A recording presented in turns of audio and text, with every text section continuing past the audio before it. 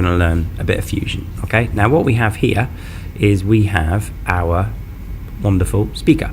Okay, and what we're going to do to it is we are going to add some Art Nouveau decals to it, so it looks three-dimensional. So you've opened the file, I've told you where to go. The plan is that we are going to take a look at how we move around in Fusion. So up here you have a house. That takes you back to the kind of the default setting. So if you ever lose it or you zoom out, if you just hit the house, it takes you back. Then you can hit the front. You can click on the triangles, they take you around. And if you just grab between what it says and the arrow, it goes blue. You can just click and drag, which is kind of cool. Okay, so the first thing that we're going to do is model, render, and that takes us into our rendering palette. Okay, now there's a few things that we're going to do in here. If we hit the button decal and select the face that we want it to go on, so we want it to go onto that face there, and then hit select image, the image that you've just found online, you've saved. So if I grab that one and hit open, it's going to add it to the 3D object.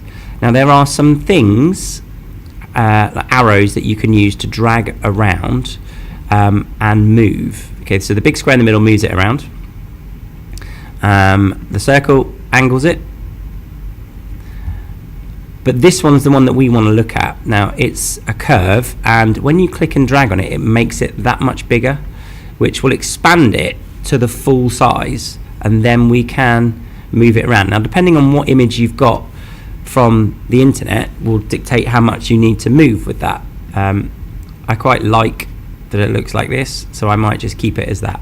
Then I'm going to hit OK. Now we're going to save this and we're going to stick this in your book, but before we do that we want to actually see what it looks like if we render it. So if you hit in canvas render and turn that on, what's going to happen now, the RAM on your computer is going to try and render this with shadows, and it's going to look very, very cool.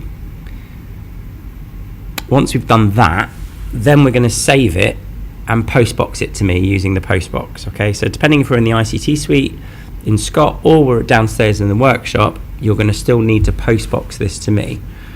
Once this gets to excellent, and which means that all of these kind of grains are finished and the shadowing is good, what we will do is come up here to, I'll just do it now, but in canvas render, capture the image, hit OK. Now here's the important thing. On yours, this button down here, save to my computer, won't be clicked. So if you save it and call it, I don't know, Bonnie Fusion, don't call it Bonnie Fusion, you know what I mean.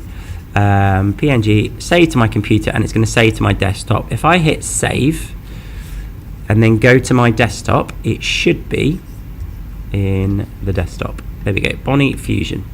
Now how cool does that look? Okay, that's what you're going to postbox. And that, fellas, is that for this session.